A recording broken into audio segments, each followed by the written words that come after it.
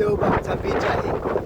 इथे समोर तुम्हाला तिकडून आणि इकडून अशा एकमेकांना लागणाऱ्या बघायला मिळतील. हे बघा, तिकडून पाणी येतं आणि हे बघा तिकडून समोरनं पाणी येतं आणि एकमेकांना लागतात बघा तिकडून पाणी उलट येतं. बघितलं? समोरच बघा, इकडून उलट येतं.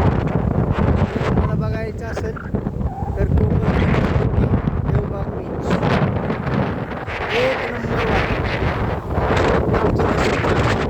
पाऊस नाही. आज दिनांक 5